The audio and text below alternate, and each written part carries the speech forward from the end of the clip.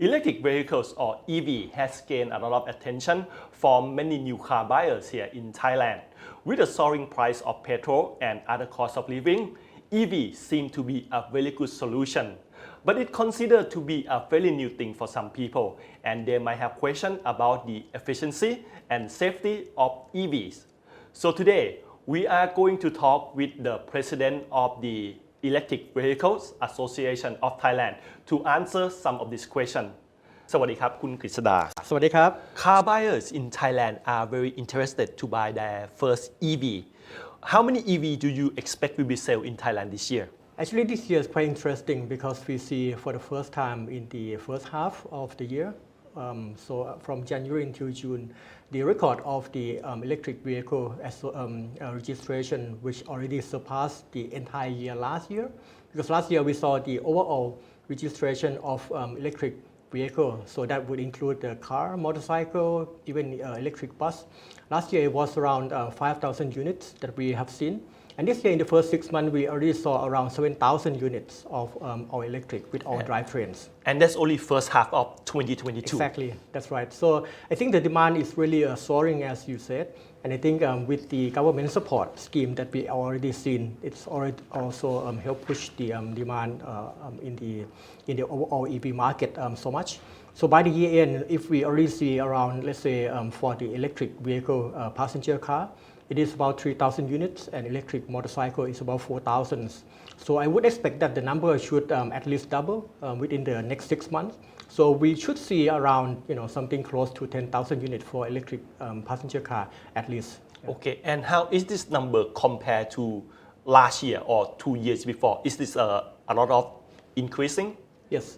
According to the number that we have taken from the Land Transport Department for the registration of EV over the past many years, we have seen that the number has increased gradually every year.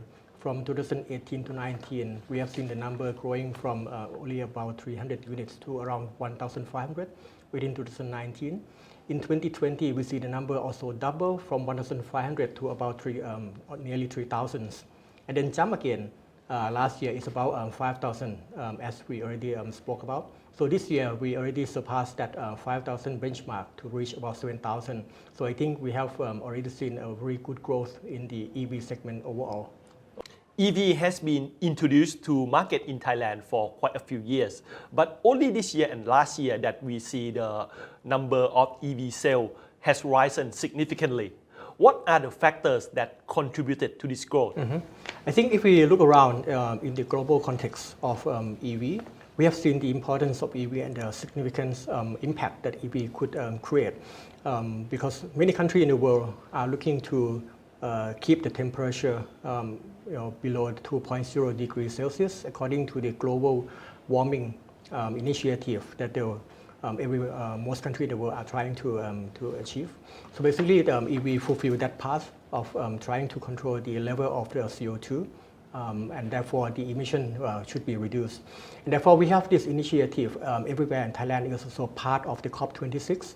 And we know from the Prime Minister that we would like to also try to control the overall level of CO2 and try to reduce the greenhouse gas as much as possible. And therefore, the impact of EV really come into the picture here. Overall, when we look at the demand that we see growing significantly, of course, as you say, mainly it's coming from the rising of the gasoline price, which is skyrocketing in the past few months. That's one thing.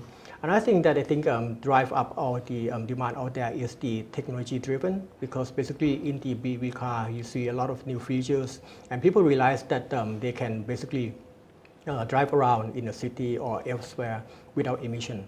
So that's part of the, let's say, the pride that they are part of the movement towards the global warming issue. And another part is also thanks to the government support scheme that we have seen in March this year.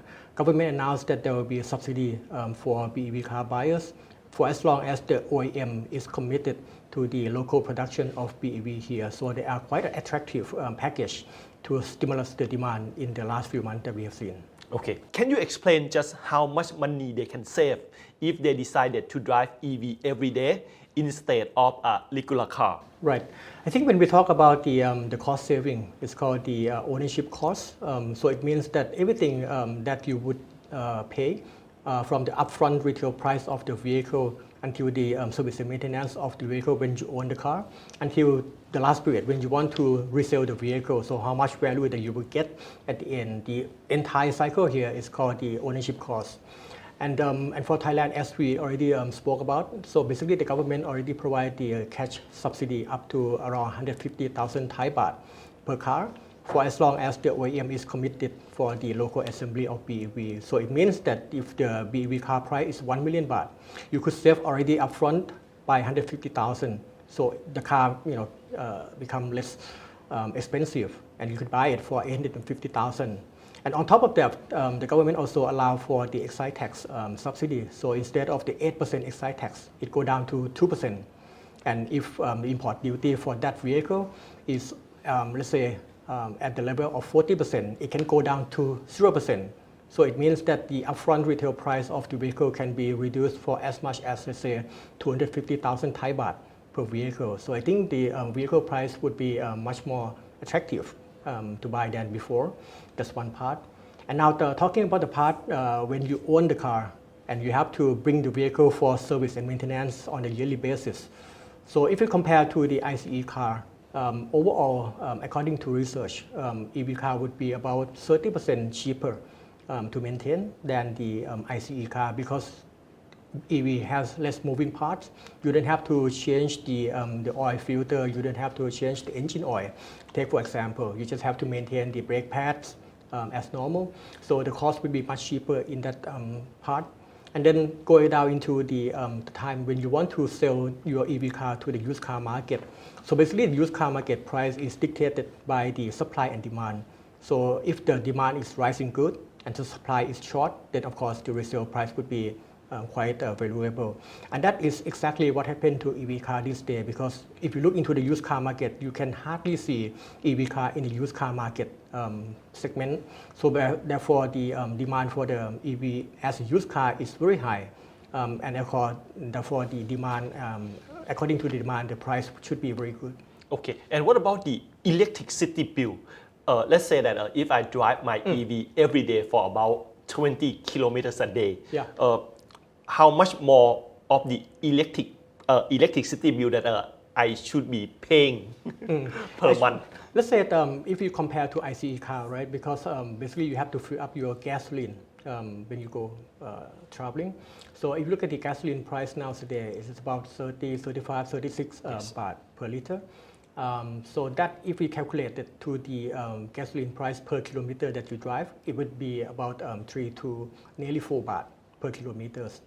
When you compare to BEV cars, and if you charge at home, electricity at home is about, let's say, anything from 4 baht to about 5 baht per kilowatt. And to charge your electric vehicles at home, so it means that if you drive electric car, it would be about 0.6 to 0.7 Thai baht per kilometers. And that compared to ICE car at about 3 to 4 baht per kilometer. So it's a lot of difference that we're talking here. That's about 3 or 4 times cheaper. That's right. Okay. Yeah. Oh, that's very attractive. Yes. But some people still hesitate about driving EV. They have questions about safety issue, especially about the battery. Can you tell us how the technology of EV battery today changed from the past few years? When we talk about the electric vehicle battery, it has evolved and changed over time. From the old generation of the nickel metal hydride, and now today we use lithium-ion battery, which basically split into different modules in the battery packs, and you can basically substitute or change the module individually if it gets defects. So that's one part of the lithium-ion technology, and what we can see is that the efficiency of lithium-ion is getting much better than before. So in the past, if we look back around 4 to 5 years ago, electric driving range would be about, let's say, 200 kilometers on average. Now today, you can see the electric vehicle with driving up to about 500, 600, or even more per one charge. So efficiency is getting better. on the lithium ion itself. The cost of the lithium ion also dropping in the last many years. Only in this year that we see a price surge in terms of the lithium ion because it's also a very high demand for lithium ion across the electric appliance industry and to the car industry as well. So I think overall, and when we look at the safety issues of the battery, it also gets much better than before because overall the battery package would be protected by the stainless or the aluminum package, which is basically sealed off. So whenever you drive, let's say you have to drive in the somewhat flooded water on the road, it goes according to normal safety rules that the depth should be about at the half of the wheel, and that should be safe for the battery as well as it's also safe for the ICE car. So I think overall in terms of safety when driving in the flood is quite okay in general. And of course, people also worry about the risk of having the car catching fire that we see in the YouTube in all the news. Yeah, we used to see a few of that back a few years ago. Right. Yeah. So this still pop ups everywhere, and it because it is an electric vehicle, so it catches attention. But according to research, basically gasoline vehicle has much more risk to catch fire, and it is about 60 times much more risk to catch fire than BEV car. But it doesn't go into the news because basically it's just normal cases everywhere. So the risk factor for BEV nowadays is quite low. Okay. Do EV have an issue about driving long range and the battery might get overheat or driving uphill? Basically, in the safety mechanism of the battery package, it has the pressure release valve. It also has the temperature control mechanism to make sure that the battery can basically cool off when the car is driven over the long distance. But we have to keep in mind that each vehicle is designed differently. So it has the location of the sensor to trigger off when the overall system is basically too hot. So it has to calm down the overall system, then the sensor would cut off the operation system. So that happens from different vehicle to one vehicle. So some vehicle might have been designed to drive a bit longer. Some vehicle might have been designed to just basically use inside the urban city as the urban car. So you have to know which vehicle that you drive. Yeah. Okay. How long can the EV battery last? It's pretty hard to say at the moment, yeah, because we have seen quite a lot of the plug-in hybrid vehicle also use lithium-ion battery. We also saw the BEV car that also take, for example, BMW also have the car that they have tested over the last 10 years. And until now, the battery is still good and in a very good shape to use for another 10. So I think according to a lot of research, they say that the battery usage is about 10 to 20 years in general. And that would be, if we talk about the distance, it would cover anything from 300,000 kilometers upward. So that is basically the lifespan of the battery before it reaches its around, let's say, 70% of the chargeability. And that's when you think, oh, okay, the range is not good enough, so I have to replace it. Okay. Is it something like a mobile phone battery that if it starts to wear out, then it would take longer time to fully charge and the battery will run out faster? Basically, the lithium ion is the same, yeah, because when you charge the vehicle and when the range, when you use it as a new vehicle, it might give you around, let's say, 400 kilometers per one charge. And after a while, when you use it, and let's say within 10 years, it goes down to, let's say, about 300 something or maybe 200, and you feel that it is not enough according to your needs, and therefore there would be the need for replacement. You can replace it, and then the old battery will go into the second life phase, which is basically in the future probably go for the storage solution for most of the stationary facility like the solar cell or the power for the household, for example. And if the old battery wear out, how much is going to cost to replace a new battery?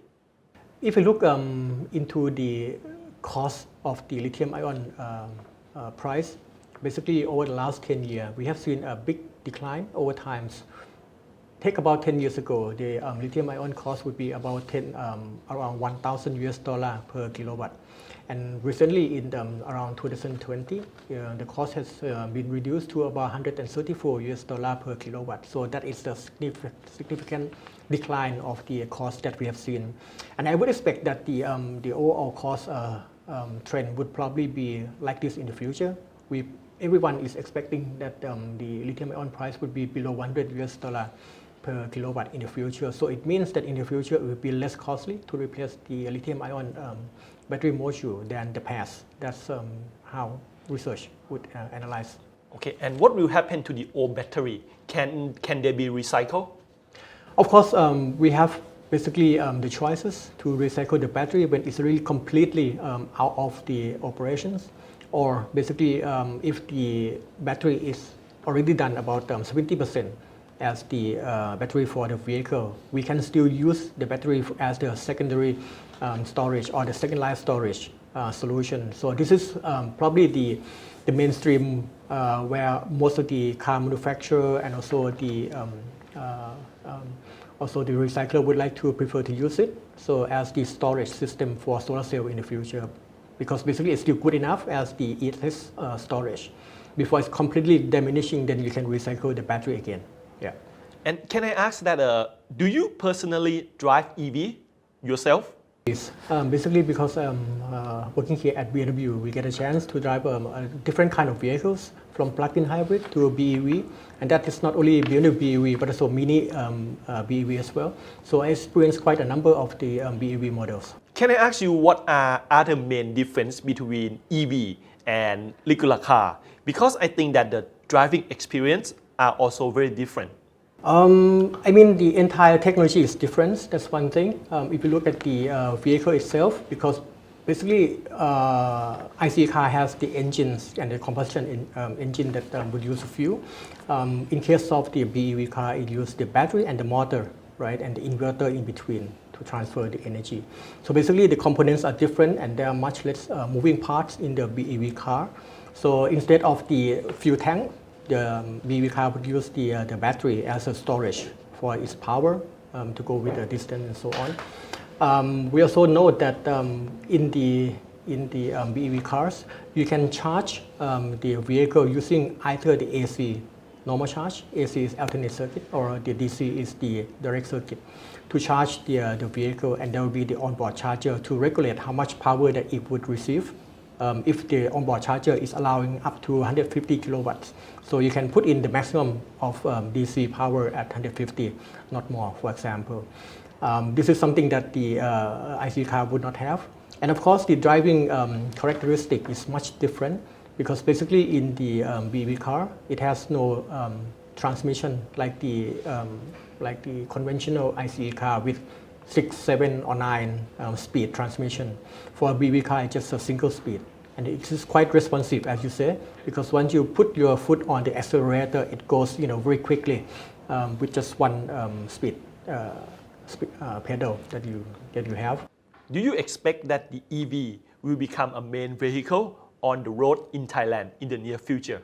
Yeah, I believe so, because when looking at the Thailand as a nation and our commitment in COP26, we know that we have to reduce the greenhouse gas by 20% over the next few years, and therefore the BEV car play a significant role in achieving that.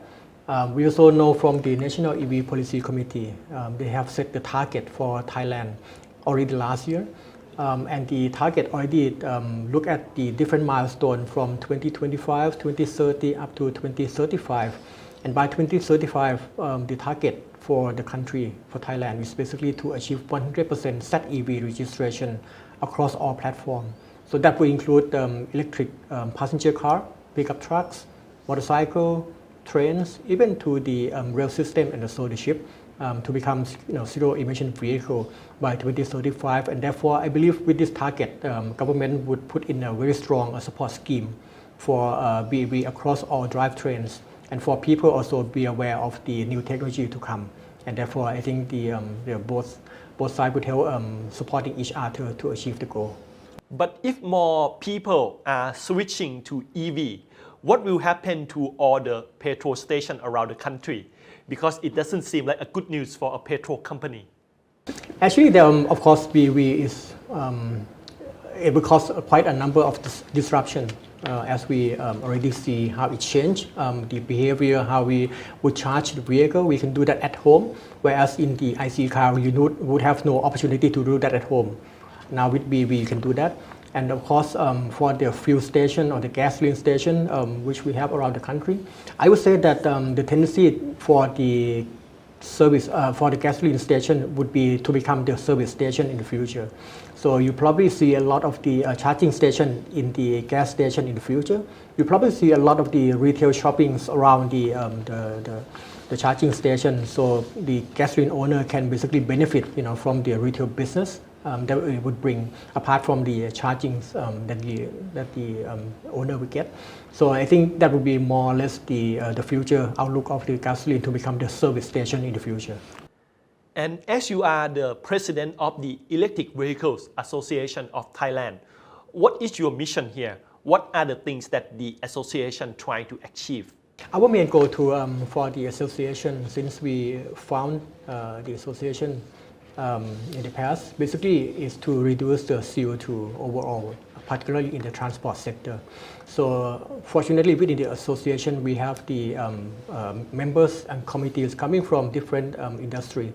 So we have people from the educational background and as well as people from the industry fields like car, motorcycle, charging station providers. So we all work together in different objective to support the Thailand and the government to achieve the overall ZEV plan.